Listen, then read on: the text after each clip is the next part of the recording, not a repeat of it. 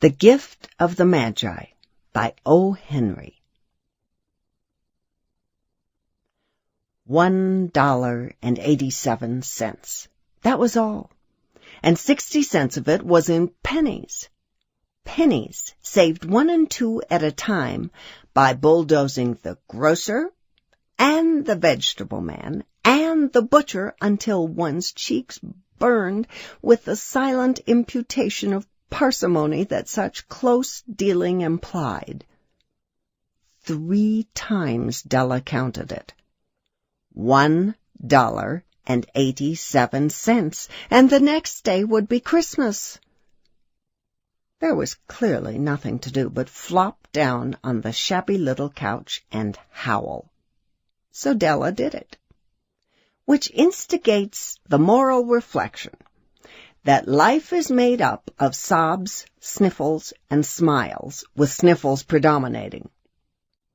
While the mistress of the house is gradually subsiding from the first stage to the second, take a look at the home.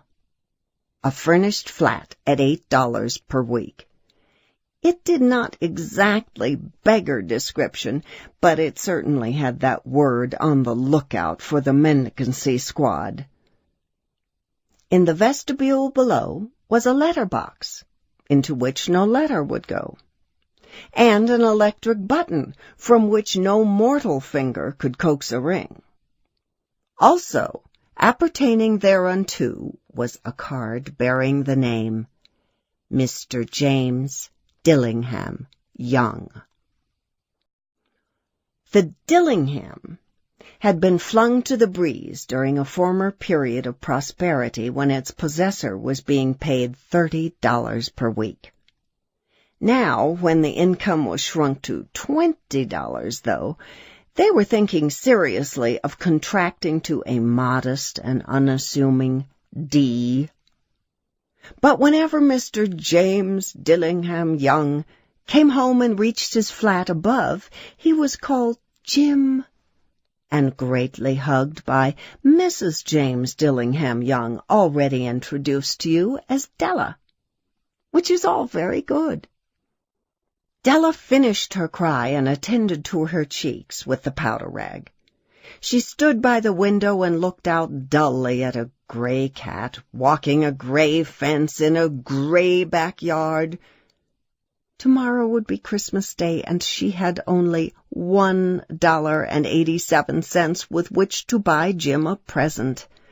She had been saving every penny she could for months with this result. $20 a week doesn't go far. Expenses had been greater than she had calculated.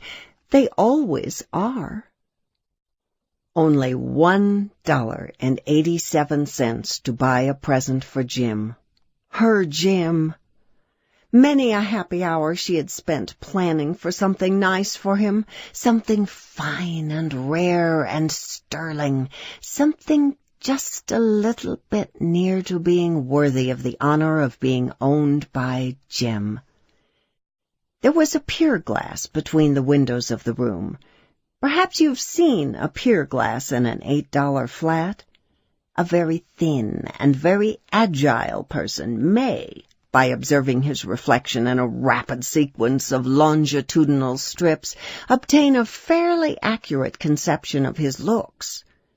Della, being slender, had mastered the art. Suddenly she whirled from the window and stood before the glass. Her eyes were shining brilliantly, but her face had lost its color within 20 seconds. Rapidly, she pulled down her hair and let it fall to its full length. Now there were 2 possessions of the James Dillingham Youngs in which they both took a mighty pride. One was Jim's gold watch that had been his father's and his grandfather's. The other was Della's hair. Had the Queen of Sheba lived in the flat across the airshaft, Della would have let her hair hang out the window some day to dry, just to depreciate Her Majesty's jewels and gifts. Had King Solomon been the janitor, with all his treasures piled up in the basement, Jim would have pulled out his watch every time he passed, just to see him pluck at his beard from envy. So now Della's beautiful hair fell about her, rippling and shining like a cascade of brown waters. It reached below her knee and made itself almost a garment for her. And then she did it up again, nervously and quickly. Once she faltered for a minute and stood still, while a tear or two splashed on the worn red carpet. On went her old brown jacket, on went her old brown hat, with a whirl of skirts, and with the brilliant sparkle still in her eyes, she fluttered out the door and down the stairs to the street. Where she stopped, the sign read, Madame Sofronie, hair goods of all kinds. One flight up, Della ran and collected herself, panting. Madame, large, too white, chilly, hardly looked the Sofronie. "Will you buy my hair?" asked Della. "I buy hair," said Madame. "Take your hat off and let's have a sight at the looks of it." Down rippled the brown cascade. $20, said Madame, lifting the mass with a practiced hand. "Give it to me, quick," said Della. Oh, and the next 2 hours tripped by on rosy wings. Forget the hashed metaphor. She was ransacking the stores for Jim's present. She found it at last. It surely had been made for Jim and no one else. There was no other like it in any of the stores, and she had turned all of them inside out. It was a platinum fob chain, simple and chaste in design, properly proclaiming its value by substance alone, and not by meretricious ornamentation, as all good things should do. It was even worthy of the watch. As soon as she saw it, she knew that it must be Jim's. It was like him. Quietness and value. The description applied to both. $21 they took from her for it, and she hurried home with the 87 cents. With that chain on his watch, Jim might be properly anxious about the time in any company. Grand as the watch was, he sometimes looked at it on the sly on account of the old leather strap that he used in place of a chain. When Della reached home, her intoxication gave way a little to prudence and reason. She got out her curling irons and lighted the gas and went to work repairing the ravages made by generosity added to love, which is always a tremendous task, dear friends, a mammoth task. Within 40 minutes her head was covered with tiny, close-lying curls that made her look wonderfully like a truant schoolboy. She looked at her reflection in the mirror long, carefully, and critically. "If Jim doesn't kill me," she said to herself, "before he takes a second look at me, he'll say I look like a Coney Island chorus girl. But what could I do?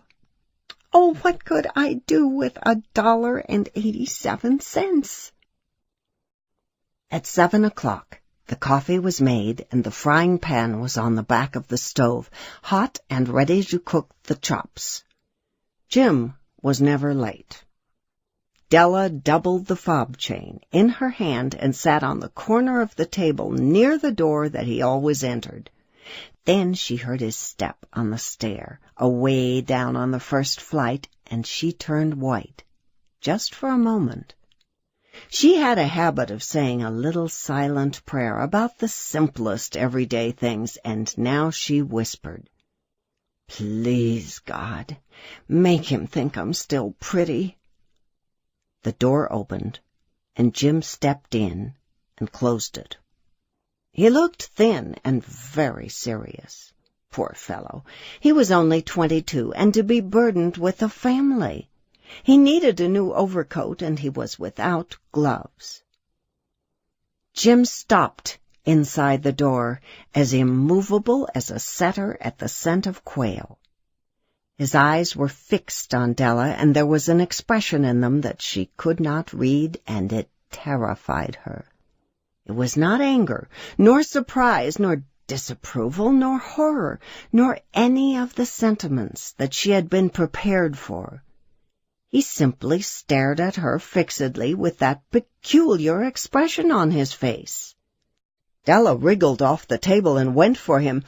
"Jim, darling," she cried, "don't look at me that way. I had my hair cut off and sold because I couldn't have lived through Christmas without giving you a present.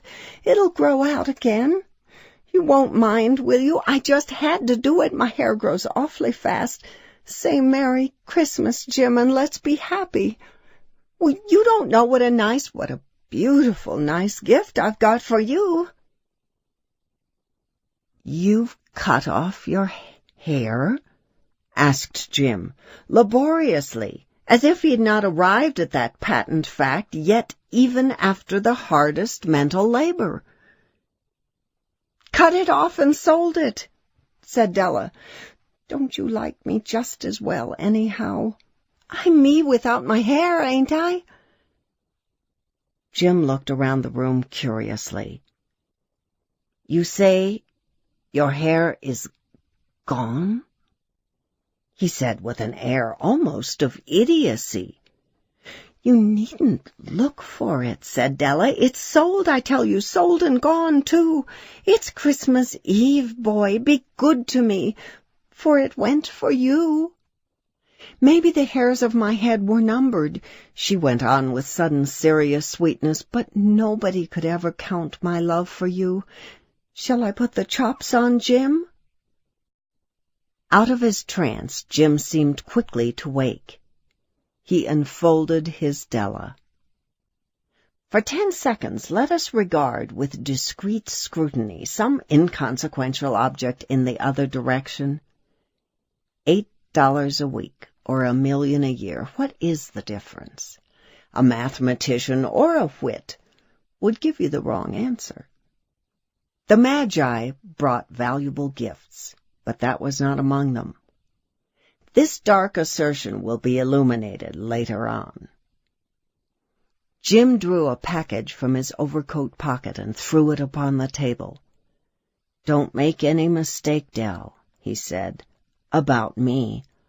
I don't think there's anything in the way of a haircut or a shave or a shampoo that could make me like my girl any less.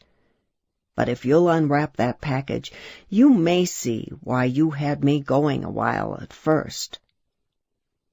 White fingers and nimble tore at the string and paper, and then an ecstatic scream of joy, and then, alas, a quick feminine change to hysterical tears and wails, necessitating the immediate employment of all the comforting powers of the lord of the flat. For there lay the combs, the set of combs, side and back, that Della had worshipped long in a Broadway window. Beautiful combs, pure tortoiseshell with jeweled rims, just the shade to wear in the beautiful, vanished hair. They were expensive combs, she knew, and her heart had simply craved and yearned over them without the least hope of possession. And now they were hers. But the tresses that should have adorned the coveted adornments were gone. But she hugged them to her bosom, and at length she was able to look up with dim eyes and a smile and say, "My hair grows so fast, Jim." And then Della leaped up like a little singed cat and cried, "Oh, oh!" Jim had not yet seen his beautiful present. She held it out to him eagerly upon her open palm. The dull, precious metal seemed to flash with a reflection of her bright and ardent spirit. "Isn't it a dandy, Jim? I hunted all over town to find it. You'll have to look at the time 100 times a day now. Give me your watch. I want to see how it looks on it." Instead of obeying, Jim tumbled down on the couch and put his hands under the back of his head and smiled. "Dell," said he, "let's put our Christmas presents away and keep 'em a while. They're too nice to use just at present. I sold the watch to get the money to buy your combs. And now suppose you put the chops on." The Magi, as you know, were wise men, wonderfully wise men who brought gifts to the babe in the manger. They invented the art of giving Christmas presents. Being wise, their gifts were no doubt wise ones, possibly bearing the privilege of exchange in case of duplication. And here I have lamely related to you the uneventful chronicle of two foolish children in a flat, who most unwisely sacrificed for each other the greatest treasures of their house. But in a last word to the wise of these days, let it be said that of all who give gifts, these two were the wisest. Of all who give and receive gifts, such as they are wisest. Everywhere they are wisest. They are the Magi.